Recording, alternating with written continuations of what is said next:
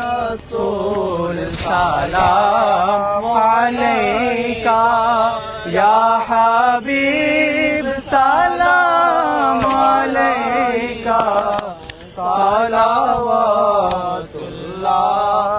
আলাইকা ইয়া রাসূল আল্লাহ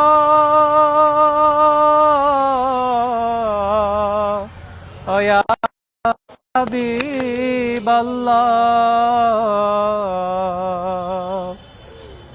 আমারো মরণের কালে নবী আপনাকে শিয়রে পেলে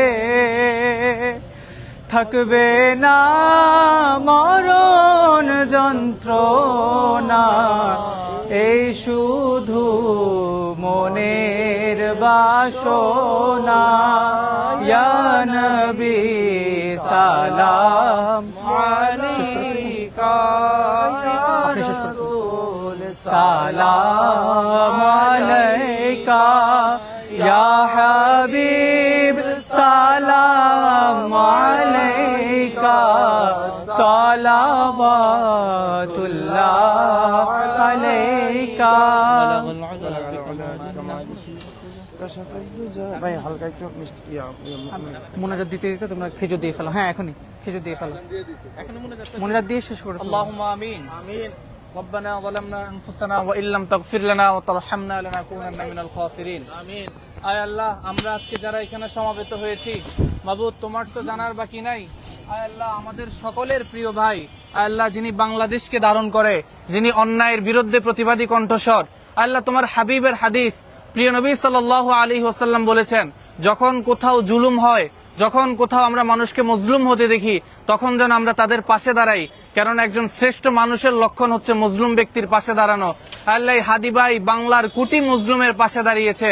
রব্বে করিম দয়া করে মেহেরবানি করে এই এতগুলো মজলুমের উসিলায় আল্লাহ তুমি তাকে পরিপূর্ণ সুস্থতার জীবন নসিব করে দাও। আল্লাহ তুমি তাকে আমাদের মাঝে ফিরিয়ে দাও। আয় মাবুদ রব্বে করিম দয়াবান মেহেরবান মাবুদ মাওলা, আল্লাহ তুমি চাইলে পারো না এমন তো কোনো কিছু নাই। আল্লাহ কোটি কোটি মানুষ হাদির জন্য দোয়া করছে, চোখের পানি ফেলছে, কুরআনুল কারীমের তেলাওয়াত করছে। আয় আল্লাহ, যদি আমাদের কোনো একটি ইবাদতও কবুল হয়ে থাকে, মাবুদ তুমি হাদি ভাইকে আমাদের মাঝে ফিরিয়ে দাও।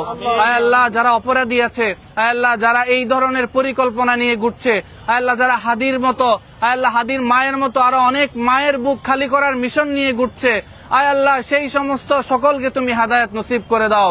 আয় আল্লাহ তাদের যে অপতৎপরতা, আয় আল্লাহ সেই অপতৎপরতা সম্পর্কে আমাদের সকলকে সচেতন থাকার তৌফিক দান করে দাও। আল্লাহ এই দেশের জান মালকে তুমি হেফাজত করে নাও। আয় আল্লাহ প্রত্যেকটা মুমিনের জান মালকে হেফাজত করে নাও। আয় আল্লাহ দেশের সকল নাগরিককে তুমি তোমার রহমতের চাদর দ্বারা আবৃত করে নাও। আয় আল্লাহ সামনে নির্বাচন সহ আয় আল্লাহ দেশের যে রাজনৈতিক আল্লাহ যেই পরিসংখ্যান আছে সকল কিছু তুমি স্থিতিশীলতা দান করো। আয় আল্লাহ দয়া করে মেহেরবানি করে সকল কিছু শান্তিপূর্ণভাবে, আয় আল্লাহ পরিপূর্ণভাবে, আয় আল্লাহ সুন্দরভাবে, যেভাবে করলে সুন্দর হয় ভালো হয় আল্লাহ সেইভাবে করার তৌফিক দান করে দাও। আয় আল্লাহ হাদির মতো আর কোনো হাদিকে তুমি আমাদেরকে দেখায়ও না। আয় আল্লাহ দয়া করে মেহেরবানি করে সকলের আয় আল্লাহ যত ধরনের শয়তানি হিংসামি দুশ্মনী আছে সকল কিছু থেকে আমাদেরকে রক্ষা করে দাও। আয় আল্লাহ আমাদের সরকারকে, আয় আল্লাহ দেশের যেই দায়িত্ব নিয়ে তারা আল্লাহ যে চেয়ারে বসেছে, যে দায়িত্বে বসেছে, আল্লাহ তারা যেই প্রতিজ্ঞা করেছে, তারা যেই শপথ পাঠ করেছে, সেই শপথের কথা যেন তাদের প্রত্যেকদিন মনে হয়, সেই শপথের উপর যেন তারা অটল থাকতে পারে, সেই তৌফিক দান করে দাও। ওয়া সাল্লাল্লাহু তাআলা আলা খায়রি খালকিহি সাইয়্যিদিনা মুহাম্মাদিন ওয়া আলা আলিহি ওয়া আসহাবিহি আজমাইন।